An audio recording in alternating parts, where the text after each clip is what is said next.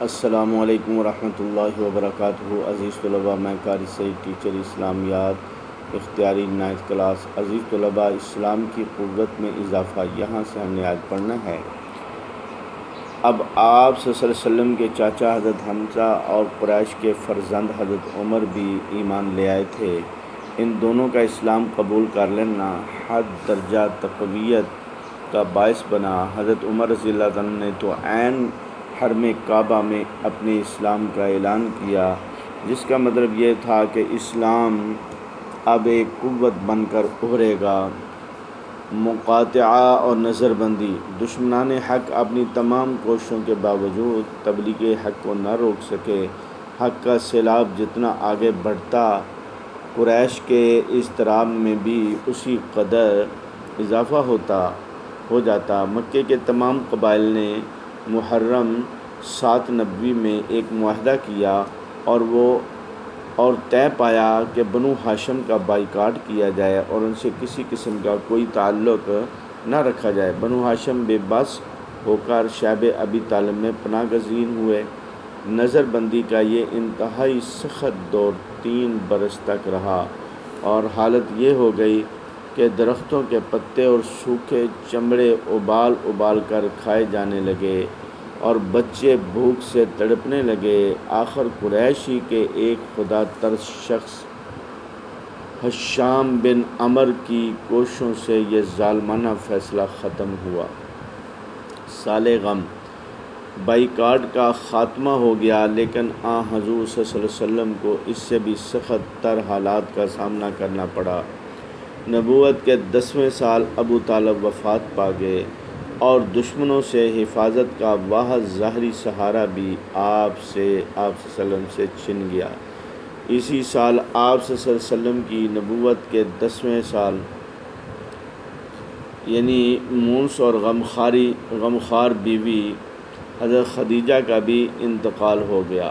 آپ نے تا دم آخر راہ حق میں حضور صلی اللہ علیہ وسلم کی سچی رفاقت کا حق ادا کیا اور اسلام کے لیے اپنی ساری دولت وقف کر دی۔ ان 2 سہاروں کے چھن جانے سے قریش مکہ اور بے باک ہو گئے اور مخالفت کا طوفان شدت اختیار کر گیا۔ اب قریش حضور صلی اللہ علیہ وسلم کے جان کے در پہ تھے۔ طائف میں دعوت حق۔ حضور صلی اللہ علیہ وسلم نے جب یہ دیکھا کہ مکے کے لوگوں پر اب تبلیغ بے اثر ثابت ہو رہی ہے تو ان میں دعوت حق کی اب مزید گنجائش نہیں، تو مکے سے باہر تبلیغ دین کا ارادہ فرمایا۔ آپ صلی اللہ علیہ وسلم مکہ سے پیدل چلے اور راستے میں قبائل کو دعوت حق دیتے طائف پہنچے۔ یہاں کے لوگ خوشحال مگر خدا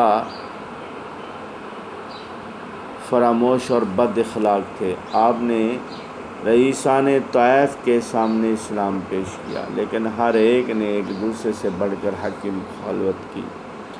مزید یہ کہ بازاری لڑکوں کو آپ کے پیچھے لگایا، وہ پتھر مار کر آپ کو شہر سے نکال باہر کریں۔ پتھر تاک کر ٹخنوں پر مارے جاتے تھے کہ تکلیف زیادہ ہو، حتیٰ کہ آپ کے جوتے خون سے بھر گئے۔ آپ نے بے دم ہو کر شہر سے باہر انگور کے ایک باغ میں پناہ لی اور اتنی اذیت اور تکلیف اٹھانے کے باوجود آپ نے اہل طائف کے لیے کوئی بد دعا نہ کی۔ جبریل حاضر ہوئے اور کہا، حکم ہو تو اہل طائف پر یہ پہاڑ الٹا دوں، لیکن رحمت للعالمین نے یہ گوارا نہ فرمایا اور واقعہ طائف کے بعد حضور صلی اللہ علیہ وسلم کو معراج سے سرفراز کیا گیا اور حضور کو قرب الہی کا انتہائی بلند مقام نصیب ہوا۔ تو عزیز طلباء، یہاں تک یہ آج کا لیکچر جو ہے، آپ اس کو اچھے طریقے سے یاد کریں، آپ صلی اللہ علیہ وسلم کی مکی زندگی۔ تو آج کا لیکچر یہ ختم ہوا۔ اللہ حافظ۔ السلام علیکم ورحمۃ اللہ وبرکاتہ۔